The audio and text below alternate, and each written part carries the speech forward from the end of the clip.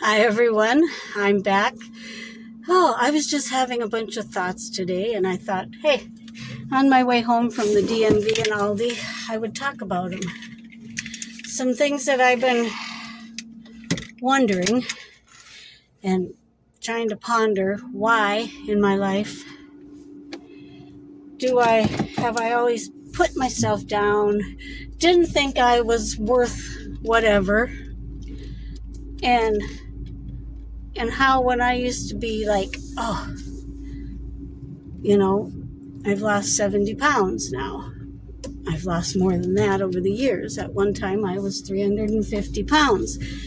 But now, and when I got down to like two something, boy, that felt great. But I knew that I still wasn't because, But now that I've lost the 70 and I'm at 157, I'm like, why? Why do I still feel like I always was worried about what people were thinking? Okay, oh, look at that fat lady, or, oh my goodness, look what she's wearing, or, I don't know why. All those dumb thoughts were always in my head. Always, always, always. And then I would say, oh, they're, yeah, look how they're looking at me. And people would say, oh, they don't treat you any different. And I'd be like, yeah, they do. Sitting at a table at a restaurant, and if I ask for something, it's like I'm invisible, and I'm like, excuse me, I'm not invisible. I'm huge. Why do you ignore me? I could ask 2-3 times for something like a refill or some water. They would forget to bring my stuff, and they'd say, oh, no, and then somebody else at the table who was thin would ask, and boy, they would get it right away, and I'm like, okay. They'd say, oh, they don't treat you differently, but, they do. People treat you very differently when you're overweight.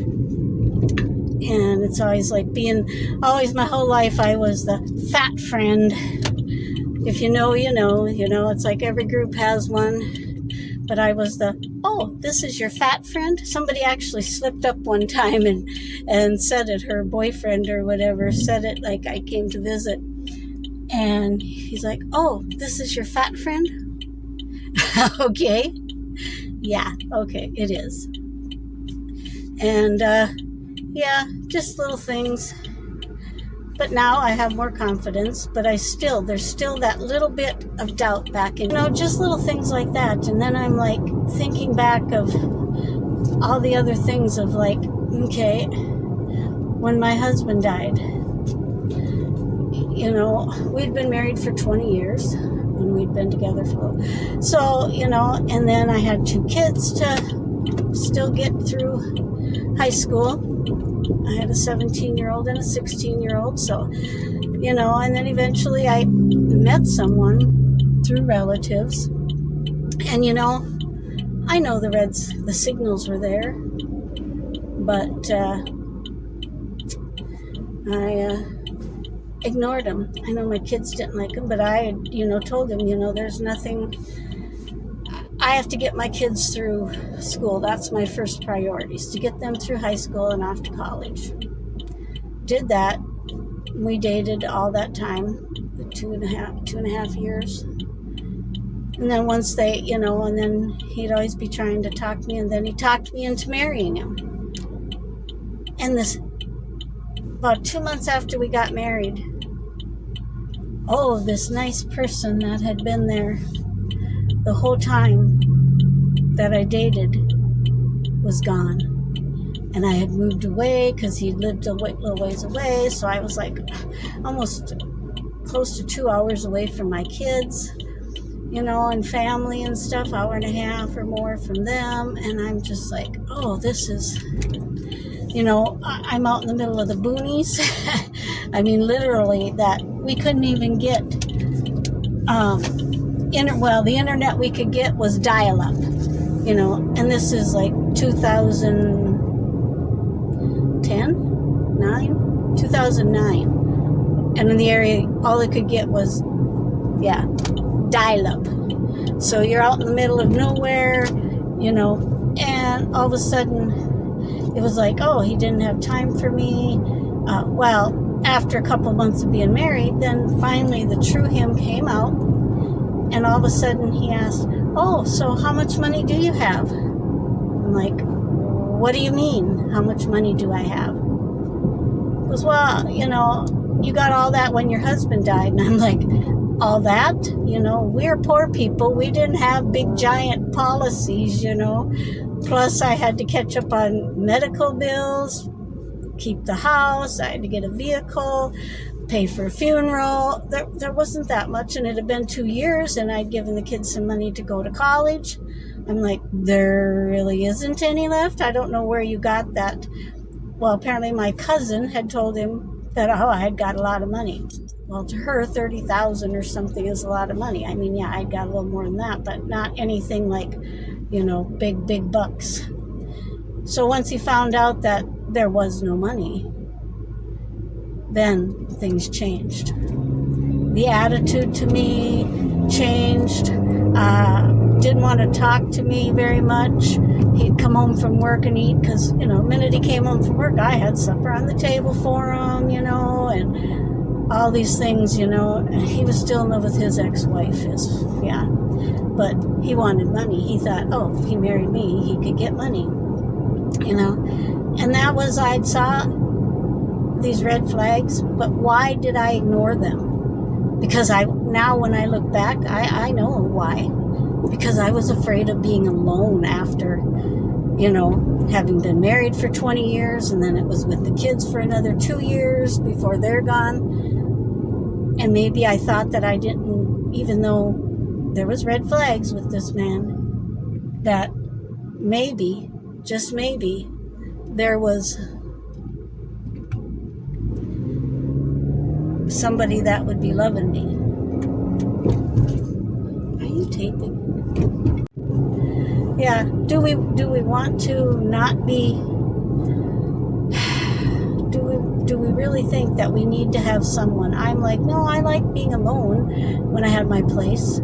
But now, you know, I moved in with my daughter and my son-in-law and the 3 granddoggies, and I take care of them, and I do the laundry and the cooking and stuff and help out. They both work a lot of hours. My daughter's an RN, my son's a diesel mechanic and other mechanic, and, you know, he's always fixing other cars. He restores old cars besides on the side. So, but I'm just like, I'm not out looking to go get married or anything like that again. I said, no, that's not in my cards. I don't want to do that.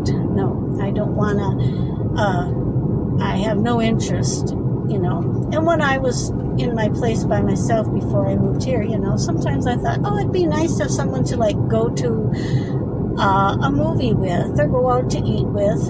But then I'm like, okay, the kids and stuff want me to go out with them all the time, to go out to eat and stuff, and I'm like, I'm just really not a person who likes to go out to the restaurants a lot, and that's just not my thing, and it has never really been my thing.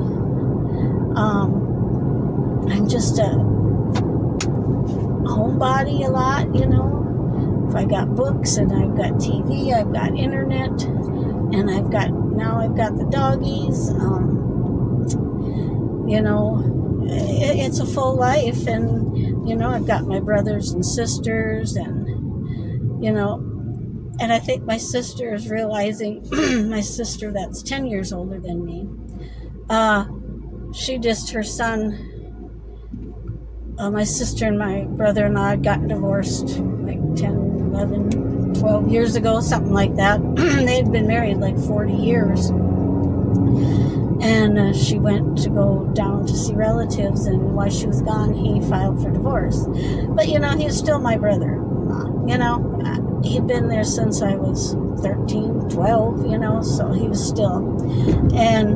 But then he got cancer, and he passed away last November. And he had been living with his son, who raises his son. And my sister now, you know, she's been alone all this time, and she's very independent. But now, you know, she's 76 years old, And I think maybe she realized when and now my nephew, he asked his mom, because sometimes she comes over and babysits his son when he goes to work, and it's summertime now, or like when he's working long hours, he does concrete and all that. So, Minnesota, they work a lot of hours when the weather's good. But he asked her just recently, he's like, Mom, why don't you move in here? He has this big old house. The whole bottom level, there's like a room that's like it was a bedroom, but it's like been made into like a TV room. And then there's another bedroom and a bathroom down there. And he's like, you can stay here, we'll sell your place, which she had a trailer on some land, but the land, it was his, and he had let her put the trailer there, and she had put the trailer in his name so that if something happened to her, it would be for him. And, she left other stuff for the girls. But she put it up for sale, and it was gone in a couple days to one of our other cousins. But, I think he realized, and now he's like even going to put a little kitchenette down there for her so she don't have to come upstairs all the time, like when she's older, and climb the stairs. And he's putting a exit to the outside he's going to put a different door in so that, if she ain't able to get up the stairs anymore, she'll have that exit. She don't have to climb the stairs all the time to come up to the other level. So that's really nice of him. And so she'll be moving in there within the next month. And I think maybe he realized, okay, this can work out. And if this is what we do. You take care of your parents, or, if my son had room, he would have let me in there, but his house isn't big enough, and he has 2 roommates that they already, they rent the basement, his basement level. They got their own bedrooms and that, and, if they moved out or something, he would want Mom to move in there. But, but I was just thinking about, why do we, my whole life I have had, from the time while I was overweight, since I was like 7 years old or whatever. But my whole life I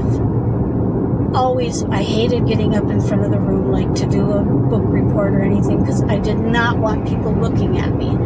I did not want to be the center of attention. I did not want people staring at me, because I always felt just weird. And I think I've always had that low self-esteem, like I didn't deserve something, or when so-called friends would, do things to hurt me, and I would forgive them, even though some of the things they did were unforgivable. I forgave them, which, looking back, but I'm like, okay, you're a forgiving person, you're good, you do the, you knew they were taking advantage of, some of them were taking advantage of you in the first place back when you were 17, 18 years old and stuff. And it wasn't until you got married when you're 27 that then you finally got a backbone and decided to stick up for yourself. But otherwise, I was always the one to just let people take advantage. I mean, I knew, but that's just what I did, and I don't want to do that anymore. No, I will stick up for myself. I will say, no, I can't. I don't, if I don't want to do something now, I say, no, I don't want to. Or I'm not afraid to go and do things, even when I was overweight now the last years. But it's still something hard that you ponder, is why do we let ourselves be treated like second-class citizens just because we were overweight? And why do people now treat us differently? Because we've lost that weight. And like you said, someone I heard recently said, you find out who friends are, or now that, oh, okay, now you're not the fat friend, are they really want to be around you anymore? But I've got a core of friends that we've been friends since we were 13 years old. We talk, we text almost daily. We get together when we can. We've taken trips together. And now I'm getting back in touch with other classmates. It's kind of fun, to get back and reminisce about those days back when we were 15, 16, 17 years old. Things we did, and boy, we're like, if that was nowadays, some of the things we did, thank goodness there wasn't any. We didn't have the instant phone, you had to, if we took pictures, they had to be sent off, and you could eventually there was like these 24-hour photo booths. You could drive up by it, and but most times you'd go to like Pomida or Kmart, or else you mailed it into some places and have it done, and you wouldn't know, and you get them back and you're like, and sometimes they even offered these, like, for a penny more, you can have double prints. And then you get them back and you're like, oh, why did I even, half of them didn't turn out. Sometimes you're like, okay, those are really awful. It wasn't like the instant, we had Polaroid or something, but, you didn't want to really carry them around. We liked the Instamatic. We had the 110, or first it was the 126, which was the little bigger cartridge. And then we got the 110, which really, the phone could be like this big, But those are just some thoughts that were on my mind today. And I was like, why? Why did we let ourselves be treated like second-class citizens because we were overweight? Why did we feel like we don't deserve to be treated the same as other people? Is there something wrong with us because we're overweight? And then to find out, because I was like, I wasn't overeating. I wasn't, all the time. It was, yes, there was some very traumatic things that happened.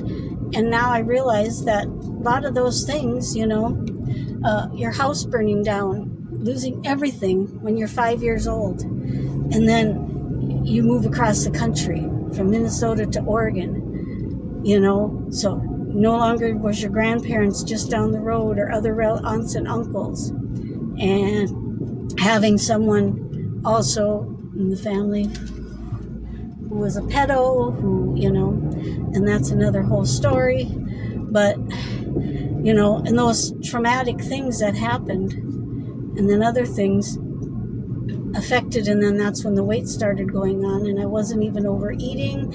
I was always on a diet, watching, and nothing ever worked for me until I found a GLP-1. And it's amazing how fast once that kicked in, and things started, the insulin resistance was gone, and the things started working right. It's amazing how great it was. But I am home, and the doggies will need to be out of their kennels. So thank you for listening. Hope I wasn't rambling on too much. Bye, friends. See you again. Please subscribe and like.